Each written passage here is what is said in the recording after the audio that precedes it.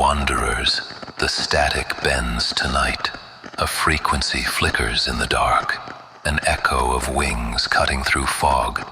The signal has found a place where prophecy bled into history, and where eyes that burned red watched the world unravel. They called it the Mothman. Some said it was a warning, some said it was a curse, but all who saw it felt the same thing, that something vast had taken notice.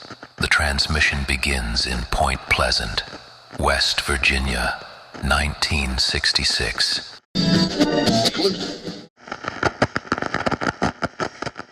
It began with headlights cutting through the fog. November 12th, 1966, 5 men digging a grave near Clendenin, West Virginia, looked up and saw a figure move from the trees. It rose, not climbed, into the air. Its wings spread wide, the shape of something enormous, but wrong. The men dropped their shovels. The sound of metal hitting the frozen earth was the last natural sound they would hear that night. 3 nights later, in the abandoned munitions plant outside Point Pleasant, 2 couples drove past what they thought were glowing taillights on a hill. But they moved, and the light wasn't red glass, it was eyes. Eyes brighter than car beams, burning through the mist, fixed directly on their vehicle. The thing unfolded itself, a shape the size of a man, but wider, taller. Its wings scraped the air, dry and leathery, a sound like 1,000 pieces of parchment being torn in unison. They screamed. The creature took flight, not away, but after them. It matched their speed down Route 62, 50 miles per hour, then 60, then 70. The rush of wind against the car sounded like the air itself was shushing them. Witnesses later spoke of a high-pitched, metallic squeal that grew unbearable inside the car, a sound that felt more like a radio signal than a creature's cry. When they reached the city limits, it stopped following. It hovered for a moment over the tree line and vanished. The terror of the chase was not merely physical, it was psychological, intended to leave a lasting mark of pure, cold dread. The town knew this was not a hoax. In the following days, Point Pleasant transformed. The local paper ran headlines about a monster bird. Soon, everyone had seen something. A shadow following cars, a shape perched on rooftops, a figure standing in the road, its eyes burning like flares. The police received over 100 calls. Farmers locked their doors. The atmosphere became one of shared, quiet dread. Neighbors questioned neighbors, wondering who among them might be hallucinating. The fear bred profound community distrust, fracturing the town's peace. Hunters searched the woods at night with flashlights that cut the fog into thin, desperate beams. But the woods were too quiet.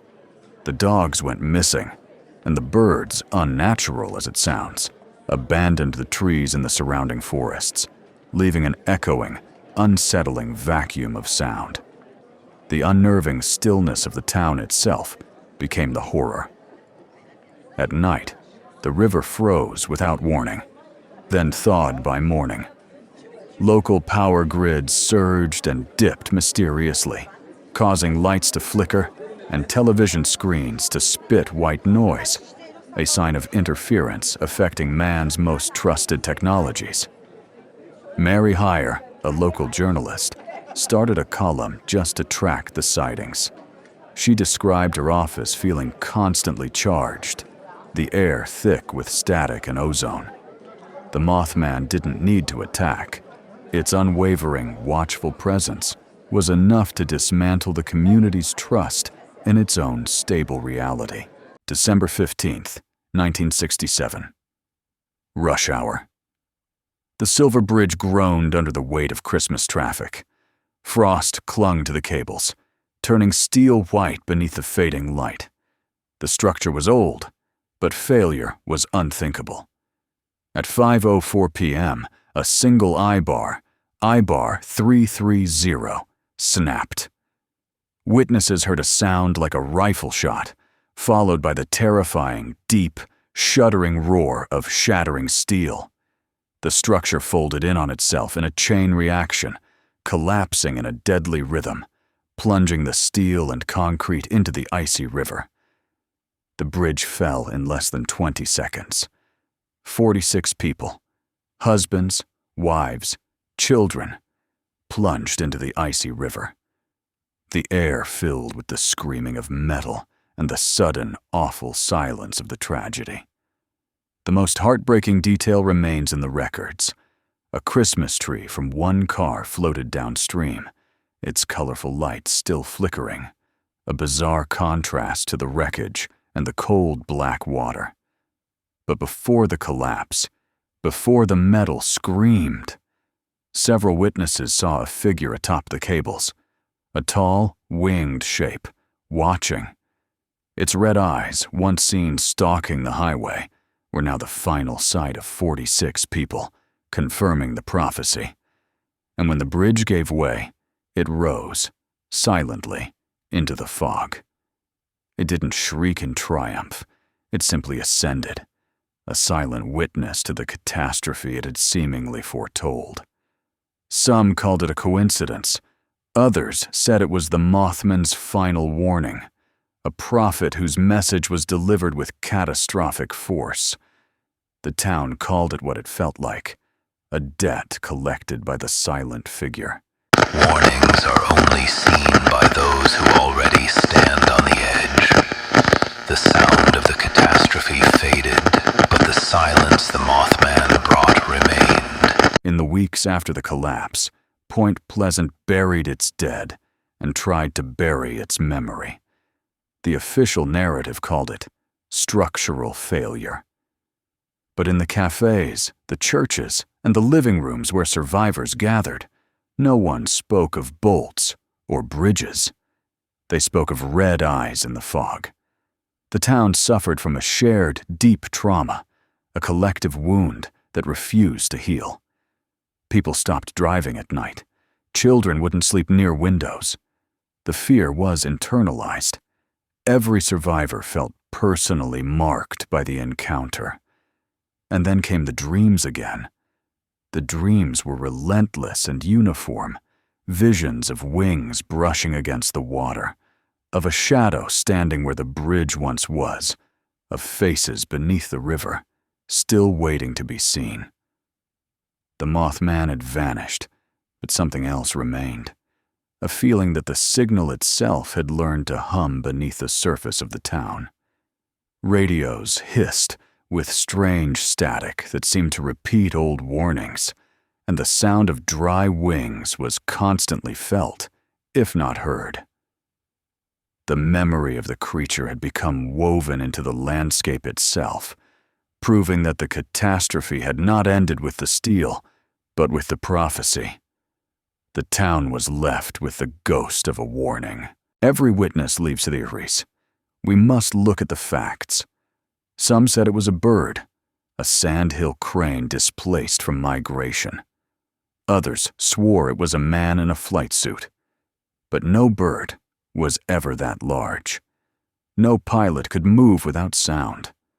We can condense these rational theories because they fail to account for the deeper, darker pattern. That pattern began with Chernobyl in 1986, then New York in 2001, then the collapse of the 435W bridge in Minneapolis in 2007. Before each tragedy, witnesses reported the same thing: a winged figure, red eyes, silence. The Mothman's presence seemed to bleed across space-time, drawn not to a specific place, but to a specific event. And then came the stranger theories. That Mothman wasn't a creature at all, but a messenger, a being drawn to disaster like static to interference, not to warn us, but to witness the collapse. This idea elevates the horror. The Mothman is not a demon you can fight with silver. It is a manifestation of fate or the cosmic clockwork itself. One researcher wrote, "If the Mothman is real, it is drawn to disaster like static to interference, not to warn us, but to witness the collapse. Perhaps it doesn't choose the place. Perhaps it simply hears the note before the fall. It listens for the hum of entropy." Entropy does not warn, wanderer, it calls. The official files may have closed on the Silver Bridge collapse, but the hunt for the Mothman never ended.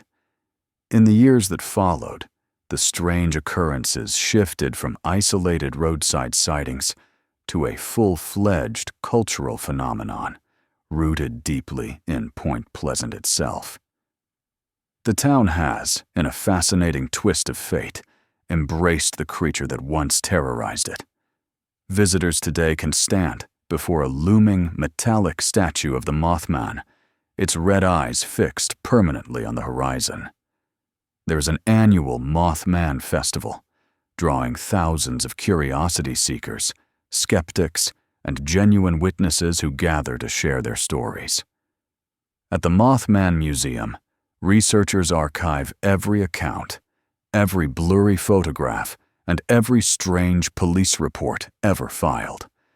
The creature's legacy is no longer just horror, it is identity. But the hunt continues beyond the town limits. Modern paranormal investigators, working across platforms like YouTube and dedicated web forums, have taken up the torch, carried by original researchers like John Keel. Channels dedicated to cryptid lore and paranormal exploration frequently feature new, alleged sightings, blurry drone footage, strange sounds recorded on digital recorders, and new witness testimonies that place the winged figure far outside West Virginia. These groups treat the Mothman not as a ghost, but as a case file, actively seeking evidence that could prove its nature.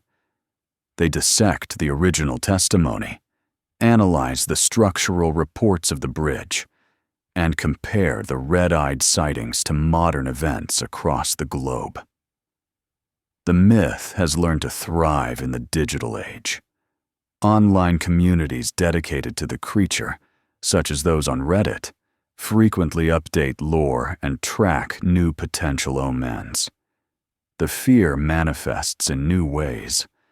A strange shadow caught on a phone camera, a massive silhouette glimpsed on a highway security feed. The Mothman has adapted from a creature of the rural fog to a phantom of the digital age, proving that fear is a versatile infection. And this, perhaps, is the creature's greatest victory. It forced the world to acknowledge that reality itself might still contain an unsolved mystery. The constant searching, the annual festivals, the dedication of the investigators, it all keeps the signal of its existence alive, echoing from the forgotten TNT fields of 1966 into the search feeds of the present day. The search continues, not for proof of the creature, but for the answer to the question it brought with it. Does the Mothman come to cause the tragedy, or is he merely a terrifying witness to a truth already set in motion? So the wings still echo, wanderers. They called it a warning, they called it a curse, but perhaps it was neither. Perhaps the Mothman is not bound to time or to place. Perhaps it is drawn to the frequency of collapse, the hum of inevitability before the fall. Do you not hear it now, that faint vibration beneath the signal? Some call it fate, others call it interference. I call it home. The Mothman was never sent to warn.